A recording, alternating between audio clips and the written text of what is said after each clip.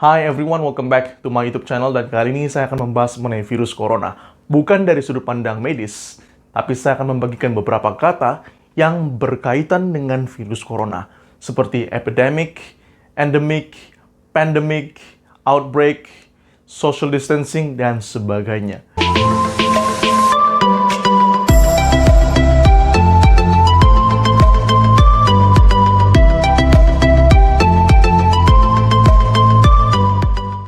Karena kata-kata tersebut ternyata masih memiliki arti yang belum jelas di masyarakat kita.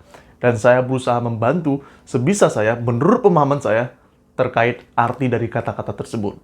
Yuk kita mulai dari sekarang. Yang pertama adalah epidemic. Apa itu epidemic? Nah, epidemic adalah sebuah kondisi di mana sebuah penyakit kasusnya bertambah atau meroket secara drastis. Sebagai contoh, virus corona yang awalnya diderita oleh 1 atau 2 orang, tiba-tiba lompat menjadi ribuan kasusnya. Nah, kondisi tersebut, dari kondisi kasus kecil menjadi ribuan, tiba-tiba melompat, itu disebut dengan epidemic. Jadi, epidemic adalah sebuah kondisi di mana sebuah kasus kecil, sebuah penyakit, tiba-tiba kasusnya menjadi banyak sekali. Nah, epidemic tersebut dibagi lagi menjadi 2 hal dari segi skala. Yang pertama disebut dengan endemic. Nah, endemik adalah sebuah kasus epidemik yang skalanya masih dalam sebuah geografi tertentu. Contohnya dalam hal ini, virus corona yang awalnya masih di China, di Wuhan, itu masih disebut dengan endemik. Tapi ketika virusnya mulai menyebar ke wilayah-wilayah lain, disebut dengan pandemik. Ketika wilayahnya sudah mulai melebar. Ketika penyebarannya sudah memasuki skala yang lebih luas. Skala yang mungkin memasuki ke dalam regional dunia secara global, disebut dengan pandemik. Jadi endemik adalah sebuah kondisi di mana sebuah penyakit tiba-tiba melompat drastis kasusnya, dan kondisi tersebut dibagi menjadi 2, yaitu endemik, lokal, sementara pandemik lebih mendunia skalanya. Epidemik sendiri bisa juga disebut dengan outbreak. Artinya sama, sebuah penyakit tiba-tiba menjadi banyak kasusnya, disebut dengan epidemic atau outbreak.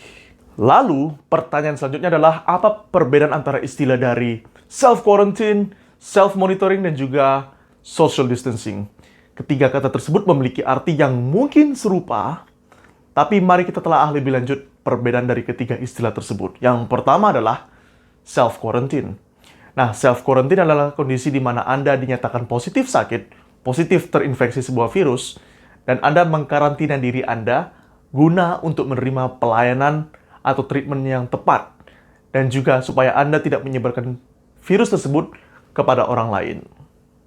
Yang kedua adalah self-monitoring, di mana Anda mungkin diduga sakit positif sebuah virus.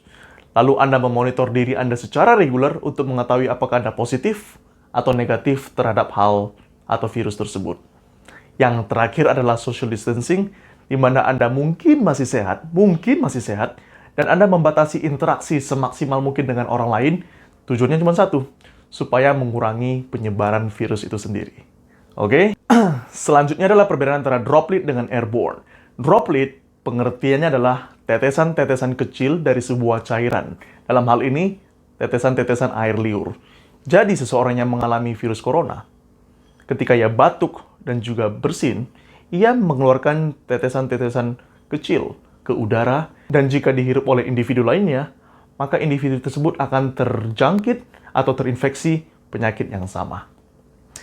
Istilah kedua adalah airborne. Airborne adalah penyebaran virus secara udara. Jadi kalau saya batuk di sini, barangkali virusnya bisa terbang 10 meter menjauh dari titik A, maka itu dianggap penyebaran melalui airborne. Tapi sampai saat ini, menurut berita yang saya baca, penyebaran virus corona masih lewat droplet dan belum bisa secara udara atau dikenal dengan airborne.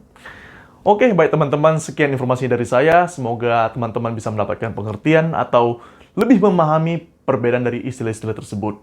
Dan jangan lupa tetap bekerja dari rumah, belajar dari rumah, dan jangan lupa sering cuci tangan untuk menjaga kebersihan dan juga keamanan kita dari virus corona. My name is Alessandro. Thank you so much, and I'll see you again next time. Goodbye.